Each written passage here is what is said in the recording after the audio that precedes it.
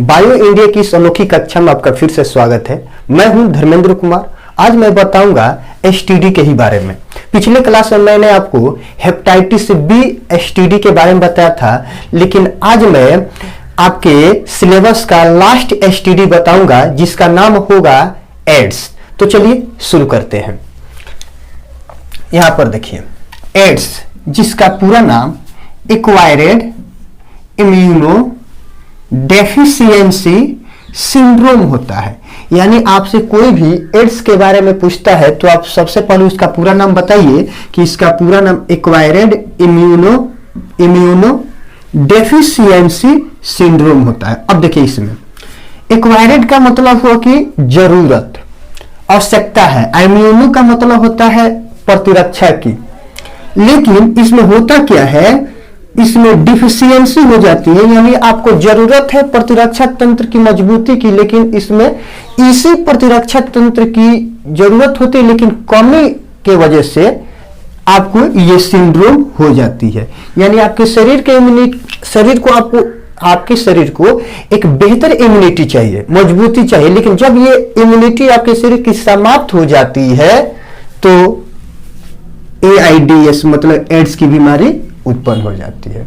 सही है। तो आप सिंपल भाषा में बोलेगा कि इसका पूरा नाम एक्वायर्ड इम्यूनो डेफिशिएंसी सिंड्रोम होता है। अब आगे देखिए, कह रहा है क्या कि यह एक वायरल डिजीज है। यह जो डिजीज है एक वायरल डिजीज है। वायरल का मतलब हुआ कि विषाणु से होने वाली डिजीज है, यानी वायरस से होने वाली डिजीज है, जो मानव शरीर के यानी ह्यूमन बॉडी के इम्यून सिस्टम यानी प्रतिरक्षा तंत्र को प्रभावित करती है। यानी ये जो क्या है, यह एक वायरल डिजीज है जो ह्यूमन बॉडी के इम्यून सिस्टम को प्रभावित करता है। यानी हमारे शरीर की जो इम्यूनिटी है, प्रतिरक्षा तंत्र है, जिसकी वजह से हम किसी भी बीमारियों से लड़ लेते हैं, किसी भी बीमारी से हम ठीक हो जाते हैं। तो ये एचआईवी के जो वायरस होते हैं ये जाते हैं और हमारे इम्यून सिस्टम को ही पहले प्रभावित कर देते हैं, पहले नष्ट कर देते हैं। सही है। तो कह रहा है क्या कि यह ह्यूमन बॉडी के इम्यून सिस्टम को प्रभावित करता है। नेक्स्ट पॉइंट है कि शुरू में यह डिजीज साउथ अफ्रीका के किसी जंगल से उत्पन्न हुई। माना जाता है कि यह बीमारी कहां से आई, इतनी खतरनाक जो एड्स की बीमारी है कहां से उत्पन्न हुई। तो ऐसा माना जाता है कि शुरुआत में यह जो डिजीज है साउथ अफ्रीका के किसी जंगल से उत्पन्न हुई, लेकिन देखते ही देखते धीरे धीरे करके भारत तथा अन्य देशों में धीरे धीरे करके फैल गई। यानी आपके दिमाग में होनी चाहिए कि यह साउथ अफ्रीका के जंगल से उत्पन्न हुई बीमारी है, जो आज भारत ही नहीं बल्कि पूरे विश्व के देशों में बुरी तरह का हो चुकी है, तो फैल चुकी है। सही है। अब देखिए, ये तो रहा आपके एड्स के बारे में थोड़ी सी पात्र परिचय। उसके बाद से एड्स के अंदर हम आपको नेक्स्ट पॉइंट बताएंगे जिसका नाम होगा कॉजेटिव एजेंट यानी कारक। अब देखिए, कहने का मतलब हुआ जो एड्स की बीमारी होती है तो किस कारक से होती है, यानी किस सूक्ष्म जीव से होती है, किस कारक से होती है, इसके बारे में देखना है। तो चलिए देखिए, यह एक वायरल डिजीज है। आपको शुरू में ही बताया था कि एड्स क्या है, तो एक वायरल डिजीज है, यानी विषाणु जनित रोग है। यानी वायरल डिजीज उसको कहेंगे कि वैसी डिजीज जो वायरस से उत्पन्न होती है, तो वायरस से उत्पन्न होने वाली डिजीज को ही हम क्या कहते हैं, तो वायरल डिजीज कहते हैं। सही है। तो कहा जा रहा है कि यह क्या है, तो वायरल डिजीज है जो एचआईवी नामक वायरस से होता है। यानी एड्स क्या है जी, तो एक वायरल डिजीज है जो एचआईवी नामक वायरस से होती है। चलिए, अब इसमें एड्स का पूरा नाम ह्यूमन इम्यूनो डेफिशिएंसी वायरस होता है। अगर कोई इसमें एचआईवी का यहाँ पे पूछ दे कि एचआईवी का पूरा नाम क्या होता है, तो आप कहिएगा कि एचआईवी का पूरा नाम ह्यूमन इम्यूनो डेफिशिएंसी वायरस होता है। सही है। यहां तो आपने बताया कि यह एक वायरल डिजीज है जो एचआईवी नामक वायरस से होता है, लेकिन यहाँ पे आपको कोई भी पूछ सकता है कि एचआईवी का पूरा नाम बताइए, तो आप कहिएगा कि एचआईवी का पूरा नाम ह्यूमन इम्यूनो डेफिशिएंसी वायरस होता है। सही है। और नेक्स्ट पॉइंट है, एचआईवी जो है ना एक रेट्रो वायरस होता है। सही है। वायरस सबका ये प्रकार है, तो उसमें से एक प्रकार है रेट्रो वायरस। तो आपका एचआईवी क्या है जी, तो रेट्रो वायरस होता है। सही है। अब देखिए, कह रहा है कि इसका जेनेटिक मटेरियल यानी अनुवांशिक पदार्थ आरएनए होता है। सही है। इस धरती पे समस्त जीवधारियों का जो जेनेटिक मटेरियल होता है वो होता है डीएनए। लेकिन स्पेशली अगर बात करें वायरस की, और वायरस में भी एचआईवी वायरस की बात किया जाए, तो आप कहिएगा कि इस एचआईवी वायरस का जो जेनेटिक मटेरियल होता है, अनुवांशिक पदार्थ होता है, वो होता है आरएनए। इसमें जेनेटिक मटेरियल डीएनए नहीं होता है। आप इसको आरएनए कहिएगा कि इसका जेनेटिक मटेरियल आरएनए होता है।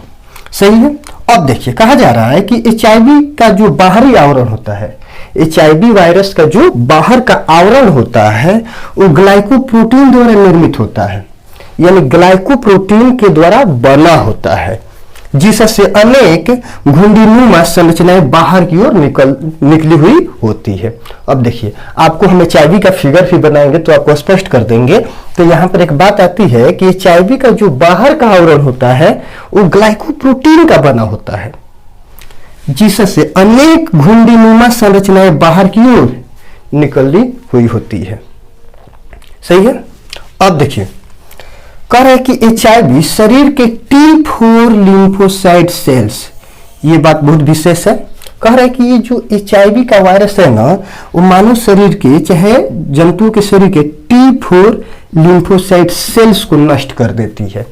ये शरीर के लीवर, किडनी, इंटेस्टाइन को नष्ट नहीं करती है, ये स्पेशली T4 लिम्फोसाइट सेल्स को नष्ट कर देती है, जिससे इम्यूनिटी क्या हो जाती है, पूरी तरह कमजोर हो जाती है और शरीर अनेक बीमारियों क्या हो जाता है, तो शिकार हो जाता है। अब देखिए एचआईवी का जो वायरस होता है शरीर के ब्रेन, लीवर, किडनी, हार्ट पर अटैक नहीं करता है। वो हमारे इम्यूनिटी यानी जो हम लोग का इम्यूनिटी को बढ़ाने वाला सेल्स है, हमारे प्रतिरक्षा तंत्र को बढ़ाने वाला जो सेल्स है, जिसको आप T4 लिम्फोसाइट कहते हैं, उसी सेल को पहले नष्ट कर देता है। और जैसे T4 लिम्फोसाइट सेल्स नष्ट हो जाते हैं तो हम लोग के शरीर का जो इम्यूनिटी है, प्रतिरक्षा कमजोर हो जाती है। और जब इम्यूनिटी कमजोर हो जाती है तो हम लोग का शरीर विभिन्न बीमारियों का क्या हो जाता है, तो शिकार हो जाता है। यानी बहुत सारी बीमारियां एक साथ क्या होती है, तो उस व्यक्ति को जकड़ लेती है। सही है। अब देखिए ये जो भी बातें आपको हम लिखवाए हैं, चलिए इस एचआईवी को हम एक फिगर पे समझ लेते हैं। तो चलिए फिगर पे समझते हैं।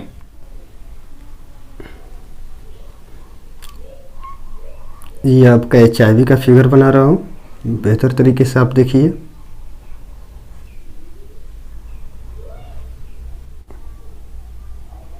बीच में ऐसे रहता है, उसके बीचों बीच कि बीचों बीच ऐसे कुछ रहता है। हालांकि सबका नाम मैं लिखूंगा कि इसका क्या नाम होता है, सब नाम भी लिखूंगा। ये ग्लाइकोप्रोटीन होते हैं एकदम इसके ये वाला भाग में।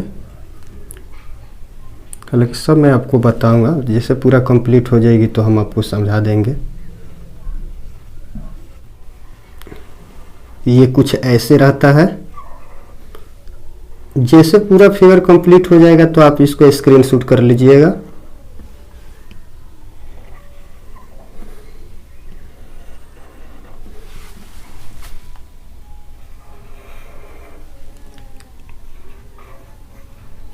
अब आप चाहो तो इसमें थोड़ी सी डार्क भी कर सकते हैं।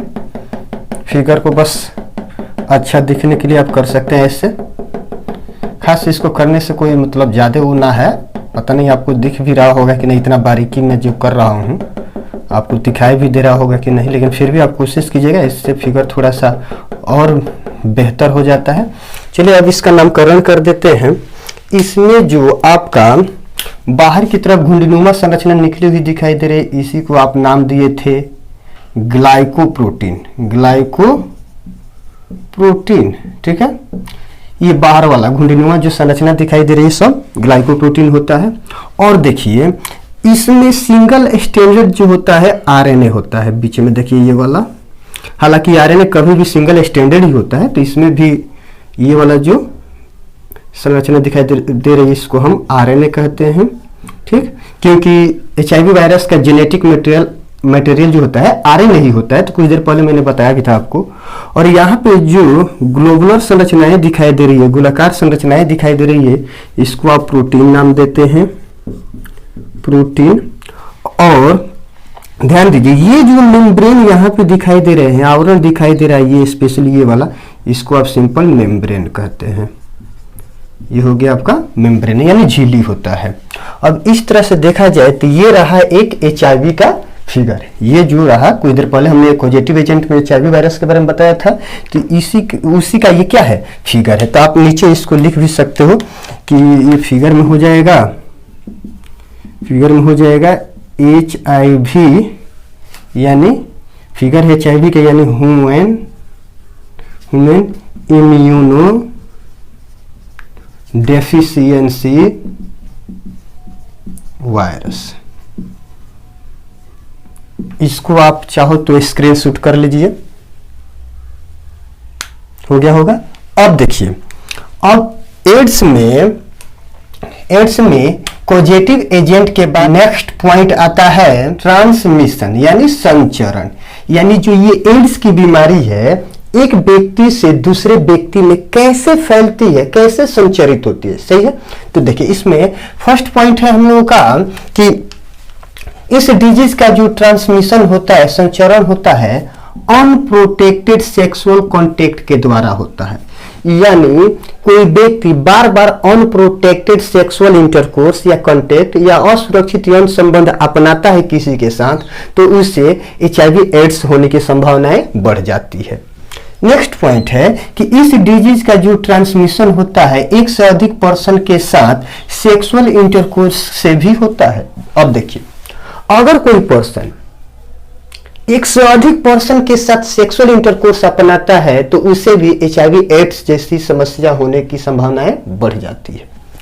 नेक्स्ट पॉइंट है, इस डिजीज का जो ट्रांसमिशन होता है इन्फेक्टेड पर्सन के साथ सेक्सुअल इंटरकोर्स के द्वारा भी होता है। अब यहाँ पे देखिए, कह रहा है कि ये जो HIV एड्स की बीमारी है ना, इस डिजीज का ट्रांसमिशन अगर कोई इन्फेक्टेड पर्सन है, इन्फेक्टेड पर्सन में खास करके वो STD का ही शिकार है, यानी कोई उसको STD बीमारी हुई है और उसी के साथ कोई व्यक्ति सेक्सुअल इंटरकोर्स अपनाता है, यानी इन्फेक्टेड पर्सन के साथ सेक्सुअल इंटरकोर्स करता है, तो ये बीमारी एक व्यक्ति से दूसरे व्यक्ति में चली जाती है। अब नेक्स्ट पॉइंट है, इस डिजीज का जो ट्रांसमिशन होता है कॉन्टामिनेटेड रेजर एवं ब्लेड से भी होता है। अब देखिए यहाँ पे, अगर घर पर किसी रिलेटिव का, चाहे घर पर किसी का रेजर बॉक्स है, उसमें ब्लेड वगैरह सभी चीजें हैं, तो उनका पर्सनल है, लेकिन कभी आपको आवश्यकता पड़ी तो आप बनाइएगा, तो संभावनाएं HIV एड्स होने की ज्यादा रहती है। क्योंकि हो सकता है कि वो रेजर और ब्लड क्या हो, कंटामिनेटेड हो, और कंटामिनेटेड का मतलब ये होता है कि वो ब्लेड या जो रेजर है संदूषित हो गया है, प्रदूषित हो गया। कैसे? तो हो सकता है शेविंग करते समय कहीं कट गया ना जी, तो कटने के बाद से ब्लीडिंग होगी, ब्लीडिंग की वजह से रेजर भी कंटामिनेटेड हुआ और आपका ब्लेड भी कंटामिनेटेड हुआ, और वो पर्सन क्या करता है, उसी को धोकर फिर बॉक्स में रख देता है, दूसरे व्यक्ति जाते हैं उसी को निकालकर सेविंग कर लेते हैं। तो ऐसे नहीं करना, क्योंकि अब उनका जो रेजर और जो ब्लेड है क्या हो गया है, कंटामिनेटेड हो गया है। तो यहाँ पे हमने पॉइंट्स आपको बताया कि इस डिजीज का ट्रांसमिशन कंटामिनेटेड रेजर एवं ब्लेड से भी होता है, सही है। नेक्स्ट पॉइंट है कि इस डिजीज का जो ट्रांसमिशन होता है ना, कंटामिनेटेड सिरिंज के द्वारा भी होता है। कंटामिनेटेड सिरिंज का मतलब हुआ कि वैसा सिरिंज जिसका उपयोग एक बार नहीं अनेक बार किया जा रहा है, यानी उस नीडल का उपयोग एक व्यक्ति पर भी किया गया और उसी सिरिंज या नीडल का उपयोग दूसरे व्यक्ति पर भी कर दिया गया, तो नीडल या सिरिंज क्या हो जाता है, तो कंटामिनेटेड हो जाता है। और कंटामिनेटेड जब हो जाएगा तो उसको दूसरे व्यक्ति पर देना हानिकारक होता है। तो यहाँ पर हमने पॉइंट्स आपको बताया कि इस डिजीज का जो ट्रांसमिशन होता है कंटामिनेटेड सिरिंज के द्वारा भी होता है। नेक्स्ट पॉइंट है कि इस डिजीज का ट्रांसमिशन कंटामिनेटेड ब्लड ट्रांसफ्यूजन से भी होता है। कंटामिनेटेड ब्लड ट्रांसफ्यूजन का मतलब हुआ दूषित ब्लड का लेन देन, प्रदूषित ब्लड का लेन देन, यानी अस्पताल में आपको आवश्यकता पड़ी लेने की चाहे देने की, तो बिना टेस्ट किए अगर ब्लड लीजिएगा तो हो सकता है वो कंटेमिनेटेड है, चाहे किसी बीमारी का वो ब्लड शिकार है या उसको उसके ब्लड में इंफेक्शन हो गया है, तो क्या हो गया है, कंटेमिनेटेड हो गया है। ऐसी ब्लड का उपयोग यदि करना होगा तो आप अगर लीजिएगा, चाहे उसी तरह का ब्लड अगर आप दीजिएगा तो दूसरे व्यक्ति में HIV एड्स जैसी बीमारी पहुंच जाती है। तो माना जाता है कि इस डिजीज का जो ट्रांसमिशन है कंटेमिनेटेड ब्लड ट्रांसफ्यूजन से भी होता है। इतना नहीं है, इसमें और भी है।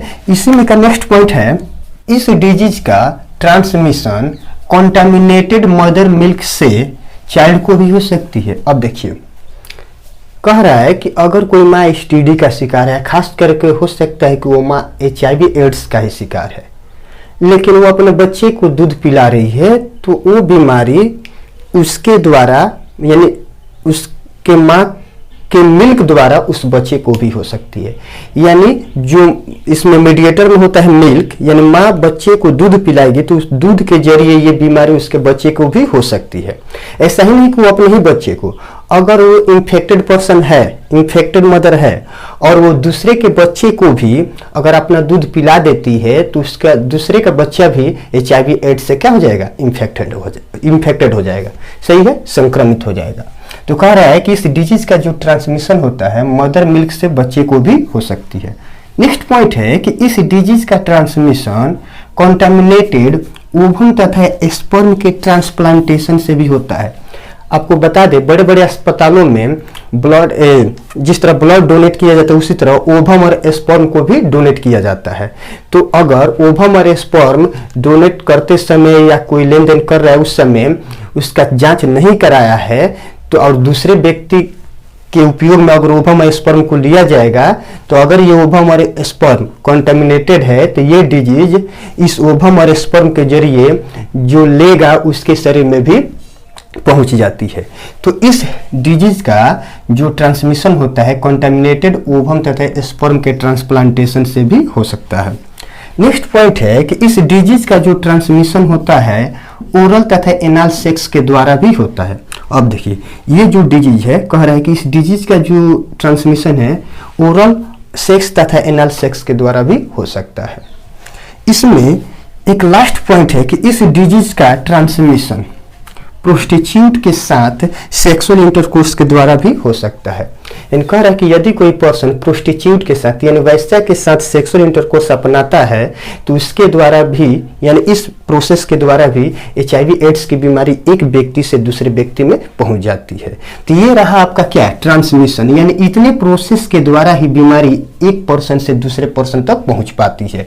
तो HIV एड्स में ये रहा ट्रांसमिशन। ट्रांसमिशन के बाद हम लोग का नेक्स्ट पॉइंट है सिम्टम यानी लक्षण। यानी एड्स की बीमारी किसी पर्सन को हो जाती है तो इसके शरीर में किस तरह के सिम्टम्स दिखाई देंगे। तो चलिए देखिए, कुछ देर पहले ही मैंने बताया होगा कि HIV एड्स के वायरस जो होते हैं शरीर के T4 लिम्फोसाइट सेल्स को नष्ट करते हैं। यानी जो HIV एड्स के वायरस होते हैं वो हमारे शरीर के T4 लिम्फोसाइट सेल्स को नष्ट कर देते हैं, जिससे होता है क्या है, शरीर का जो इम्यूनिटी होती है, जो शरीर का प्रतिरक्षा तंत्र होता है कमजोर हो जाता है। और जब शरीर की प्रतिरक्षा तंत्र कमजोर हुआ तो शरीर हम लोग का कमजोर हो जाता है और शरीर कमजोर होने से शरीर में निम्नलिखित सिम्टम दिखाई देते हैं। यानी T4 लिम्फोसाइट सेल्स के नष्ट हो जाने से प्रतिरक्षा तंत्र भी नष्ट हो जाता है यानी कमजोर हो जाता है। और जब प्रतिरक्षा तंत्र कमजोर तो शरीर कमजोर, और शरीर कमजोर तो शरीर में निम्नलिखित सिम्टम दिखाई देने लगते हैं। जैसे पहला है लगातार वजन का कम होना। यानी जिस व्यक्ति को HIV एड्स की बीमारी हो जाती है उसमें लगातार वजन क्या होने लगता है, कम होने लगता है। लगातार वजन कम होने लगता है यानी वेट लॉस होने लगता है। नेक्स्ट पॉइंट है शरीर पर इधर उधर घाव का होना तथा जल्द ठीक न होना। अब होता क्या है नेक्स्ट पॉइंट में कि ऐसा भी देखने को मिलता है कि किसी व्यक्ति के शरीर के ऊपर घाव होना शुरू हो जाता है लेकिन वो घाव जल्द ठीक नहीं होता है। सही है, यानी शरीर के ऊपर घाव का होना तथा जल्द ठीक ना होना। नेक्स्ट पॉइंट है बार बार किसी न किसी बीमारी का शिकार होना। जब आपको पता है कि शरीर की इम्यूनिटी समाप्त हो गई है तो व्यक्ति बार बार किसी न किसी बीमारी का शिकार होते रहता है। जैसे टाइफाइड, मलेरिया, डेंगू बुखार, ये सब जो भी कॉमन कोल्ड, ये सब बीमारियां एक साथ उसको होती रहती है और जल्द ठीक नहीं होती। इम्यूनिटी है ही नहीं तो ठीक कौन करेगा।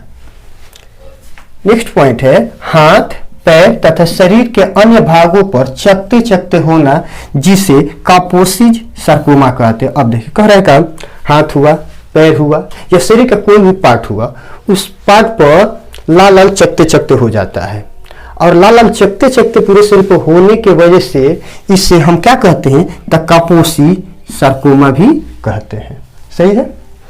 नेक्स्ट पॉइंट है किसी से बात करते समय दिक्कत महसूस करना। यदि वो व्यक्ति चाहिए एड्स का शिकार है तो किसी से बात करेगा तो हकलाएगा या उसको दिक्कत महसूस होगी, जैसे लगेगा कि डर जाएगा, डरने जैसे बात, डर डर के जैसे बात करते हो उसी तरह को बात करेगा और अपनी बात को कह ही नहीं पाएगा, कहने की कोशिश करेगा लेकिन कह नहीं पाएगा, डर की वजह से नहीं, ये बात करने में उसको दिक्कत होती है उसके वजह से। और ये सिम्टम है, बात करने में दिक्कत होती है तो ये सिम्टम है किसका, तो HIV एड्स का। नेक्स्ट पॉइंट है काम करते समय थकावट महसूस करना। देखिए एक भारी वजन वाला काम किया जाए या लगातार कोई काम किया जाए तो उसमें थकावट स्वाभाविक है, लेकिन थोड़ी सी ही काम करे और थोड़ी सी ही काम में वो थक जाता है तो माना जाता है कि वो किसका शिकार हो गया है, HIV एड्स का शिकार हो गया है। यानी काम करते समय थकावट महसूस होना। अब ये न समझिए कि कोई व्यक्ति किसी बीमारी का शिकार है तत्काल उसको कहीं कार्य करना पड़ जाए और वो थोड़ी सी काम किया थक गया तो आप मत कहिए कि उसको HIV एड्स की बीमारी हुई है, ऐसी कोई बात नहीं है। ठीक है, ये सारे सिम्टम उसमें अगर एक साथ दिखाई देगा तभी संभावना है। अब देखिए नेक्स्ट पॉइंट है धीरे धीरे स्मरण शक्ति का समाप्त होना। अब धीरे धीरे इस व्यक्ति का क्या होगा, मेमोरी पावर समाप्त हो जाएगा, मेमोरी पावर जो होता है खत्म होने लगता है। अब याददाश्त उसकी पूरी तरह क्या हो जाती है, कमजोर हो जाती है। अभी कुछ बात कहेगा और उस बात को कुछ देर बाद भूल जाता है, या आप उसको कहिएगा तो कहेगा ठीक है और बाद में रिस्पॉन्स मांगेगा तो कहेगा कहाँ कहे हैं, कैसी बात है, वो भूल जाता है बात को। यानी धीरे धीरे स्मरण शक्ति का, मेमोरी पावर का क्या होना, लॉस होना, समाप्त हो जाना। चलिए इसमें और भी पॉइंट्स है, देख लेते हैं। हल्का बुखार, घबराहट, चिड़चिड़ापन इत्यादि महसूस होना। अब देखिए जब HIV एड्स का शिकार व्यक्ति रहेगा ना उसको हमेशा हल्का बुखार रहेगा, हमेशा घबराए हुए रहेगा और उसको चिड़चिड़ापन टाइप का महसूस होगा। ये सारे सिम्टम्स HIV एड्स के होते हैं।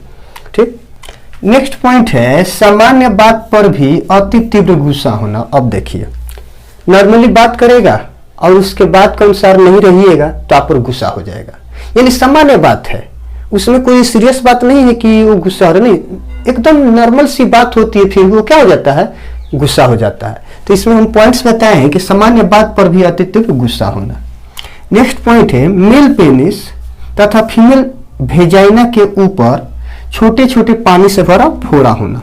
अब देखिए इसमें एक पॉइंट बताया कि मेल के पेनिस के ऊपर, फीमेल के वेजाइना के ऊपर पानी से भरा छोटे छोटे फोड़ा होना। देखिए इसको हम जेनाइटल हर्पिस नहीं कहेंगे क्योंकि जेनाइटल हर्पिस का जो सिम्टम होता है उसमें पानी से भरा जो ब्लिस्टर होता है बड़ा बड़ा होता है, बड़ा भी होता है छोटा भी होता है, लेकिन वो बड़ा छोटा दोनों होता है। लेकिन इसमें कह रहा है कि नहीं, बड़ा नहीं होता है, छोटे छोटे फुंसी टाइप का जो होता है उसी टाइप का होता है। यानी पानी से भरा छोटे छोटे फोड़ा होना, यानी इतने सारे सिम्टम दिखाई देता है एक साथ किसी व्यक्ति में तो समझिए कि वो व्यक्ति HIV एड्स का क्या हो गया है, शिकार हो गया है। सही है।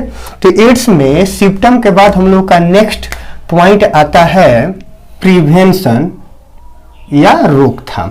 यानी एड्स की बीमारी किसी को हो गई है तो अब क्या किया जाए कि यह बीमारी एक व्यक्ति से दूसरे व्यक्ति तक न फैले, यानी इस बीमारी का रोकथाम क्या है। तो देखिए इसमें तो सही पॉइंट को हम पहले ही लिख दिए ताकि आपको लिखने में सहूलियत हो और समय भी बच जाए ना। और दूसरी बात है यहाँ पे कि आपको लग रहा होगा कि बहुत छोटा छोटा पॉइंट्स है तो थोड़ा मेहनत कीजिएगा आप लोग। चलिए देखते हैं।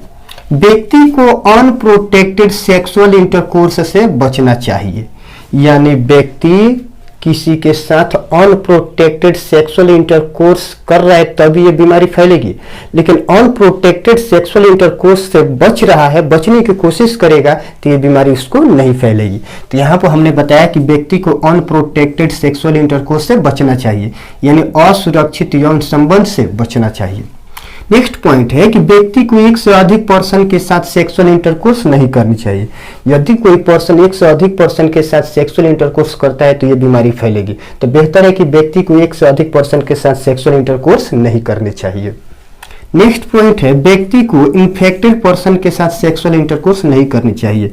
इसका मतलब ये हुआ कि अगर कोई व्यक्ति STD बीमारी से इन्फेक्टेड है यानी STD से संक्रमित है तो उस व्यक्ति के साथ सेक्सुअल इंटरकोर्स नहीं करने चाहिए। नेक्स्ट पॉइंट है कॉन्टेमिनेटेड रेजर तथा ब्लेड का उपयोग नहीं करनी चाहिए। यदि कोई ब्लेड है चाहे रेजर है कॉन्टेमिनेटेड है, पहले से संदूषित है तो उसका उपयोग आपको नहीं करनी है। नेक्स्ट पॉइंट है कि कंटेमिनेटेड सिरिंज का उपयोग नहीं करनी चाहिए। यदि कोई सिरिंज पहले किसी व्यक्ति के शरीर पर किसी सिरिंज का उपयोग हो चुका है तो दूसरे व्यक्ति पर इस तरह के सिरिंज या इंजेक्शन का उपयोग नहीं करनी है, यानी उस सिरिंज का पुनः उपयोग तो करना ही नहीं है। तो हमने यहाँ पे पॉइंट्स बताया कि कंटामिनेटेड यानी संदूषित सिरिंज का उपयोग नहीं करनी चाहिए। नेक्स्ट पॉइंट है कंटामिनेटेड ब्लड ट्रांसफ्यूजन पर रोक लगानी चाहिए, यानी संदूषित ब्लड ट्रांसफ्यूजन है, यानी प्रदूषित या इन्फेक्टेड ब्लड के लेन देन पर हम लोग को क्या करनी चाहिए, रोक लगानी चाहिए। नेक्स्ट पॉइंट है सेक्सुअल इंटरकोर्स के दौरान सदैव कॉन्डोम्स का उपयोग करनी चाहिए। ये सबसे बेहतर मेथड है, यानी व्यक्ति जब सेक्सुअल इंटरकोर्स करने जा रहा है तो उसको सदैव कॉन्डोम्स का उपयोग करनी चाहिए। इससे एसटीडी बीमारी होने की संभावनाएं कम हो जाती है। नेक्स्ट पॉइंट है प्रेग्नेंट महिला यानी प्रेग्नेंट फीमेल्स का ब्लड टेस्ट समय समय पर करवाते रहना चाहिए। यदि कोई महिला प्रेग्नेंट है तो उसको समय समय पर अपने ब्लड का टेस्ट करवाते रहना चाहिए। इससे किसी बीमारी के मैंने कोई बीमारी होती है तो इसकी पता पहले ही पता चल जाती है, जिससे होता क्या है हम उस बीमारी का पहले इलाज कर सकते हैं। और HIV एड्स की भी बीमारी हो गई है तो भी पता चल जाता है कि इस फीमेल को इस तरह की बीमारी हुई है। इसलिए प्रेग्नेंट फीमेल को ब्लड टेस्ट हमेशा समय समय पर करवाते रहना चाहिए। नेक्स्ट पॉइंट है आपका प्रोस्टिट्यूट के साथ यानी वैश्या के साथ सेक्सुअल इंटरकोर्स नहीं करनी चाहिए। यानी बार बार हम प्रोस्टिट्यूट वाला बात बताते हैं, यानी वैसे व्यक्ति जो एक से अधिक पर्सन व्यक्ति के साथ सेक्सुअल इंटरकोर्स अपनाता है उसी को प्रोस्टिट्यूट कहते हैं। तो कह रहा है इसमें कि व्यक्ति को प्रोस्टिट्यूट के साथ सेक्सुअल इंटरकोर्स करना ही नहीं चाहिए। अगर ऐसा होता है तो खूब बेहतर HIV एड्स का प्रिवेंशन हो जाएगा। नेक्स्ट पॉइंट है एड्स की जानकारी सभी को अवश्य बतलानी चाहिए, यानी शर्माना नहीं है कि एड्स ऐसी बीमारी है वैसी बीमारी है। आपको छोटा हो या बड़ा अगर समझने लायक हो गया है व्यक्ति तो उसको एड्स के बारे में संपूर्ण जानकारी अवश्य बतानी चाहिए। इससे होता क्या है कि लोगों में जागरूकता फैलती है और इस तरह के कार्य से लोग बच जाते हैं, यानी प्रिवेंशन पर विशेष ध्यान देते हैं। तो जानकारी रहेगी तभी ना प्रिवेंशन करेंगे। तो इस तरह की जानकारी लोगों में विशेष रूप से बतलानी चाहिए। एक लास्ट पॉइंट हमने बताया, एक लास्ट पॉइंट है कि डॉक्टर को अपने उपकरण को पूरी तरह से स्टेरलाइज करके पुनः उपयोग करनी चाहिए। ठीक है, कभी कभी देखा जाता है कि जो सर्जन होते हैं जो शल्य चिकित्सक होते हैं, चाहे दांत का डेंटिस्ट होते हैं, दांत के डॉक्टर, वो एक ही उपकरण का उपयोग बार बार करते हैं। तो जो सर्जन होते हैं वो तो मतलब अपने जो भी उपकरण है उसको स्टेरलाइज तो करते हैं, बार बार दूसरे पर उपयोग करना होता है। लेकिन अक्सर देखा जाता है जो दांत के डॉक्टर होते हैं वो अपने उपकरण का स्टेरलाइज नहीं कर पाते हैं, यानी स्टेरलाइज नहीं करेंगे तो बीमारी एक व्यक्ति से दूसरे व्यक्ति में पहुंच जाती है। तो ये अक्सर इस तरह का फॉल्ट दांत वाले डॉक्टर में देखने को मिलता है। तो यहाँ पर देखिए कह रहा है कि डॉक्टर्स को अपने उपकरण को पूरी तरह स्टेरलाइज करके पुनः उपयोग करनी चाहिए, यानी पूरी तरह स्टेरलाइज होगा तो HIV के वायरस एक व्यक्ति से दूसरे व्यक्ति तक नहीं पहुंचेंगे। तो ये रहा आपका प्रिवेंशन। अगर कोई व्यक्ति इतने सारे बातों को ध्यान में रखता है तो उसको HIV एड्स जैसी बीमारी नहीं होगी। तो एड्स में प्रिवेंशन के बाद हम लोग का अब नेक्स्ट पॉइंट आता है जिसका नाम है ट्रीटमेंट। इसी को इलाज या उपचार कहते हैं। देखिए यानी एड्स का ट्रीटमेंट क्या है, तो हम आपको पहले ही बता दें एड्स का कोई आज तक कारगर इलाज नहीं मिला है। यदि आप इन फ्यूचर में एड्स की ट्रीटमेंट कर दे यानी एड्स की दवा ढूंढ ले तो हमको जरूर बताइएगा, हम उस पर भी एक वीडियो बनाने की कोशिश करेंगे। तो देखिए एड्स का कोई आज तक कारगर इलाज नहीं मिला, अभी तक तो कोई इलाज नहीं मिला है, लेकिन इसका प्रिवेंशन ही इसका सर्वोत्तम इलाज है। अगर आप चाहते हैं कि ये बीमारी किसी को ना हो तो सबसे बेहतर है प्रिवेंट, इस बीमारी का प्रिवेंट करना, यानी रोकथाम करना। जो इस पॉइंट्स के जस्ट पीछे मैंने बताया था प्रिवेंशन के बारे में, प्रिवेंशन के बारे में विशेष रूप से ध्यान दीजिएगा तो ये बीमारी होगी ही नहीं। जब ये बीमारी होगी नहीं तो ट्रीटमेंट की आवश्यकता ही नहीं पड़ेगी। सही है। नेक्स्ट पॉइंट है कि एड्स के बारे में जानकारी इस डिजीज से बचाव में सहायक होता है। अगर आप चाहते हैं कि इस बीमारी से लोग की जान ना जाए, लोग इस बीमारी से बचे, तो एड्स के बारे में सभी को संपूर्ण जानकारी बताइए, यानी एड्स के बारे में सभी बातों को बतलाइए लोगों को। जब लोग इस एड्स के बारे में जानेंगे तो प्रिवेंशन जरूर करेंगे, और प्रिवेंशन करेंगे तो एड्स की बीमारी नहीं होगी। यानी लोगों में एड्स के बारे में जागरूकता को क्या करनी है, फैलानी है।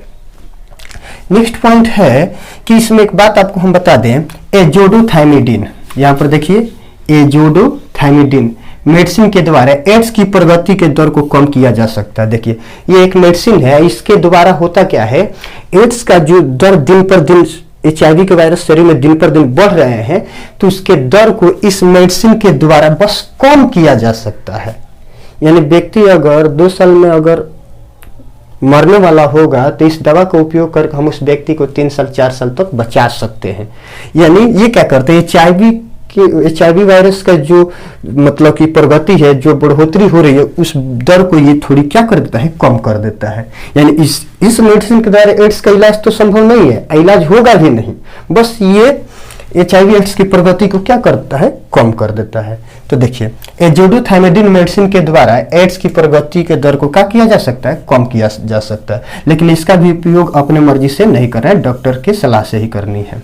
एक आपको नोट हम बता दें लास्ट में, एड्स के जांच के लिए एलिसा टेस्ट का उपयोग किया जाता है। अक्सर आपके पेपर में 12th में पूछा जाता है एड्स डिजीज की जांच के लिए किस टेस्ट का उपयोग किया जाता है, तो आप कहिएगा एलिसा टेस्ट, जिसका पूरा नाम यानी एलिसा का पूरा नाम होता है enzyme linked immunosorbent AC kit होता है। यानी अगर एलिसा का कोई पूरा नाम पूछेगा तो कहिएगा enzyme linked immunosorbent AC होता है, यानी वो किट के रूप में होता है, तो AC किट होता है।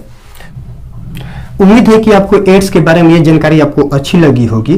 तो आज के लिए इतना ही रहने दिया जाए, फिलहाल के लिए गुड बाय।